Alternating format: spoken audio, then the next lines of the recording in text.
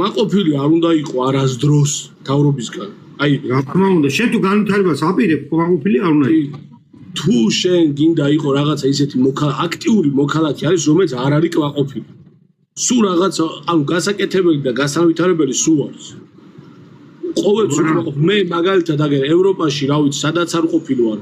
მე არ მინახავს, ბიჭო, მოქალაქე არ მინახავს, ამას რომ აუ რა კაი თავრობა გვყავს, როგორ აკეთებს, მით უმეტეს რომ აი აწყობილი ქვეყნები მაქვს, ანახე. ეხლა ჩვენ საჩვენოდ არ არის მაგალითად ეს შვეიცარია. აი შვეიცარიის მოდელი საქართველოს საერთოდ არ ერგება. პირიქით კატასტროფაა ჩვენთვის ეგეთი მოდელი. მაგრამ იმათვის ხო ერგება რა, აი რომ მინახავს გამართული ადამიანს საფიქრალი არ აქვს სასწავლის მერე სამსახურს ნახავს თუ ვერა პენსიაზე გასვლისას უზრუნველყოფილი იქნება თუ არ იქნება ეგეთი რაღაც სადარდებლები არ აქვს სოციალური პაკეტი არის გამართული იდეალურ დონეზე პროდ რეჟიმია ისეთი ხა ჩვენ ვერ ვიცხოვრებით ეგეთ რეჟიმში ხო და ჩეკინების დონეა რა ხო მაგის მიუხედავად მე კმაყოფილი შვეიცარიელი რო თქვას რომ კაი მთავრობა გვყავს არა მუდმივ კრიტიკაშია, მუდმივ რაღაცის გაუმჯობესებაში. ანუ ეგ არის აი მნიშვნელოვანი ფაქტორია.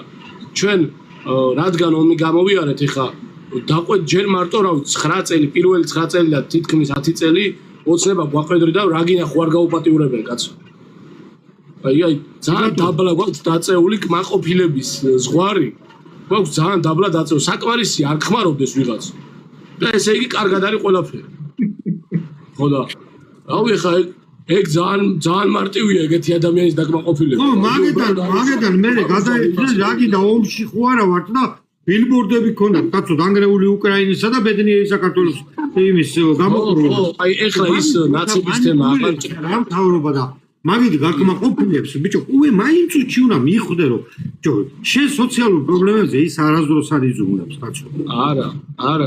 იმიტომ რომ ნახე, როცა შენ პრეტენზიით მოდიხარ, ხო როცა პრეტენზიით მოდიხარ და პასუხობს თავრობა სამაგიეროდ არის ბომბები ძმაო ხო ბიჭო რატო უნდა ვიბომბებოდეს რა მაგას მადლობა უნდა გადაგიხადო მაგაში მადლობა უნდა გადაგიხადო არ ვიბომბები ახი შენ წინაზე თქვი რომ ეს ისეთი ხალხია რომელსაც არ ხმარ მე და მადლობას იხდია და დაბომბვაზეც იგივე ის წელდება აი ქართული ოცნების აქტივის მნიშვნელოვანი ნაწილი ქართულ ოცნებას ხმას რატო აძლევს?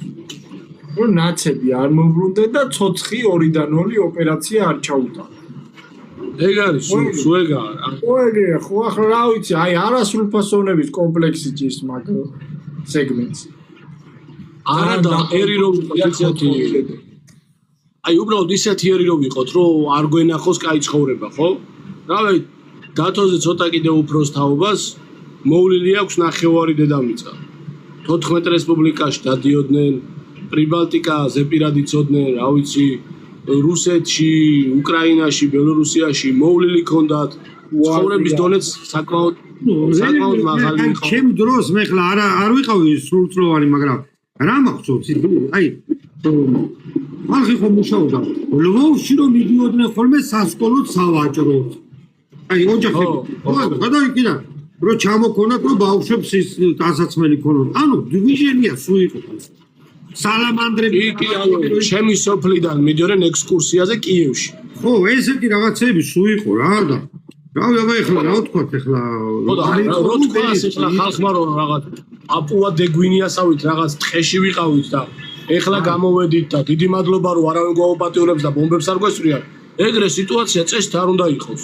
მაგრამ აი 90-იანებმა ისე დათრგუნა ჩვენი ხერი მე სააკაშვილის რეჟიმმა რომ ყველაფერს იღებს ოღონდ აი ის არ გამეორდეს და ყველაფერს იღებს საერთოდ რა თუმცა იდეაში სააკაშვილისაც დაეგვანი სააკაშვილიც რომ მიიღეს საერთოდ მაგრამ იმ დროს იბრძოდა კიდეც ხალხი მაინც აი მიშას დროს მიუხედავად იმ საშინელი ტირანიისა ჯერ კიდე პროტესტის რაღაცა ის მუხტი იყო კი რა ვიცი აკვდებოდნენ პოლიციელებს ქუჩაში 7 ნოემბერი და ის ისენი რო იყო ხალხი აი მართლა იბრძოდა ჭუბობდნენ და რავი მიდიოდნენ ითხოვდნენ შემდეგი რაღაც რომ სააკაშვილმა თავისი მართული ოპოზიცია ასე თუ ისე ვერ ჩამოიყალიბა მოწდება კაცო თავისი მართული ოპოზიცია ყავს ჩამოყალიბებული და ვითომ პოლიციელებს რო აკვდებოდნენ აგერ რუსთაველზე რამდენიმე წლის წინ თურმე მაგას შით ფულს ოცნება იხდიდა.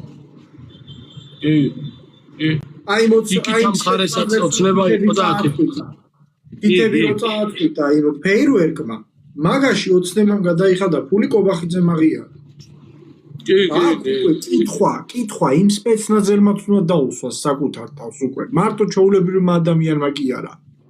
შენ რაღაცა გაწერილ სცენარში რო ხარ და სამართალდამცავი ხარ და სახორცე მასალას ცეცხლს რო გიკიდები თითები აღარ გაქვს შენ რაღაცა ფულ გადახდილ სცენარის მიხედვით ხო შენ თავს თუ არ დაუსვი კითხვა ხო ვერც კონსერვატორი გიჟველის ვერც ლიბერალი და ვერც ანარქისტი